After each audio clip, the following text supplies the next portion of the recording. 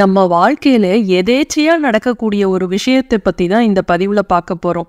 நம்ம வீட்ல ஏதாவது ஒரு பொருள் தீர்ந்து போச்சு அப்படின்னா, நம்ம உடனே பக்கத்து வீட்ல இருக்கிறவங்ககிட்ட தான் கேட்போம். ஏனாமா கேட்போம், இல்ல கடனா கேட்போம். பணம் கொடுக்காம ஃப்ரீயா கிடைச்சா நம்ம யாரா இருந்தாலும் எதை கொடுத்தாலும் நம்ம வாங்கிக்குவோம். நீங்கன்னு இல்ல, நானும் அப்படிதாங்க. எதா இருந்தாலும் ஃப்ரீயா கொடுத்தா பெனாயில கூட குடிப்போம்போம்ல, அந்த மாதிரி யாராவது ஏதாவது கொடுத்தா ஃப்ரீயா கிடைச்சதுன்னா அப்படி யாரு தாங்க விடுறோம்? அந்த மாதிரி செய்யக்கூடாது. சில பொருளெல்லாம் நம்ம வாங்கவே கூடாது. முதல்ல நமக்கு சொந்தம் இல்லாம பணம் கொடுக்காம வரக்கூடிய இலவசமா கிடைக்கக்கூடிய எந்த பொருளா இருந்தாலும் சரி, உழைக்காம நம்ம கைக்கு வருது அப்படின்னா அது நமக்கு சொந்தமே இல்லை. அதுல லாபம் வருதா அப்படிங்கிறத நம்ம பார்க்கக்கூடாது. நிச்சயமா நஷ்டம்தான் வரும்.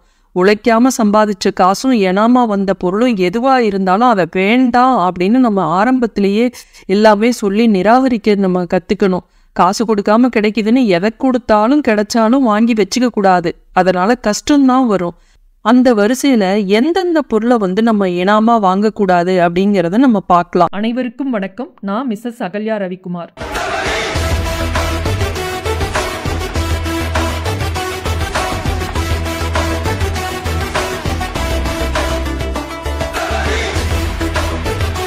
இந்த பதிவை பார்க்கறதுக்கு முன்னாடி புதுசா நம்ம சேனலை பார்க்குறீங்க அப்படின்னா மறக்காம சப்ஸ்கிரைப் செய்யுங்க. பக்கத்திலேயே பெல் பட்டன் இருக்கும். அதில் ஆளுங்கிற ஆப்ஷனை தொட்டிங்க அப்படின்னா நான் போடுற வீடியோ எல்லாமே உடனுக்குடனே உங்களுக்கு நோட்டிஃபிகேஷனில் காட்டும். வீடியோ பிடிச்சிருந்ததுன்னா மறக்காம ஒரு லைக் கொடுங்க.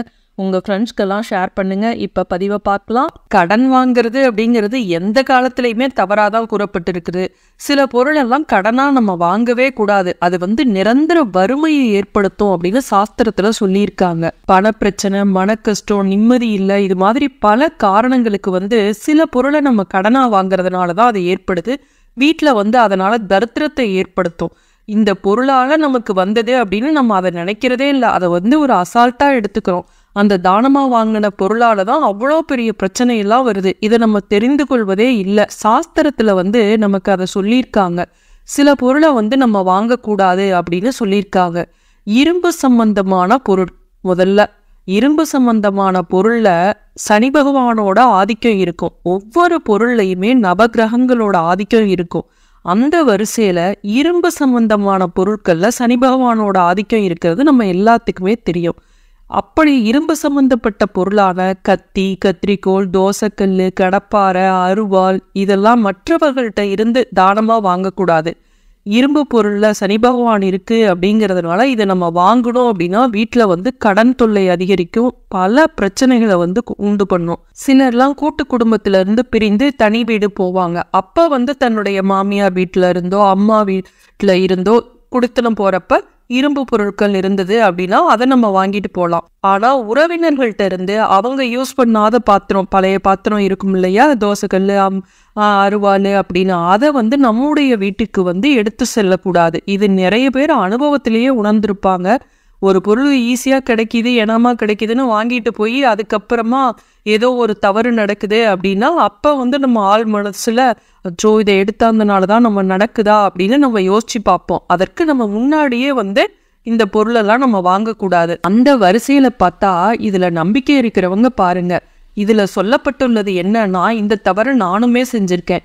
எவர் சில்வர் பாத்திரங்கள்லயும் இரும்பு உலோகம் கலக்கப்பட்டுள்ளது.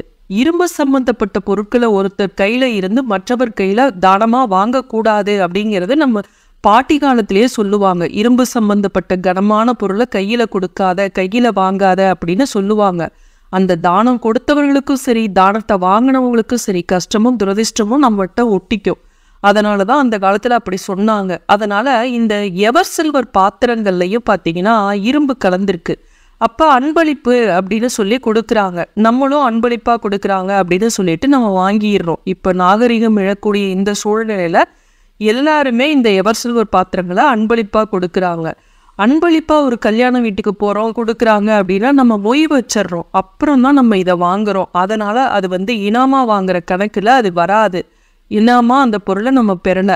ஆனா சில நேரங்கள்ல பார்த்தீங்கன்னா வெத்தலைப்பாக்கு வச்சு ஒரு நவராத்திரி விழா இதுன்னா கூப்பிட்டு கொடுக்குறாங்க. மங்களகரமான காரியங்களுக்கு இதை நம்ம பயன்படுத்துறோம். ஆனா அந்த பட்சத்துல நம்ம வாங்குவது தவறு அப்படின்னு சொல்லியிருக்காங்க. ஏன்னா இரும்பு அதுல கலந்திருக்கு அப்படிங்கிறதுனால இதை தானமா நம்ம வாங்க வேண்டாம் அப்படின்னு சொல்லியிருக்காங்க.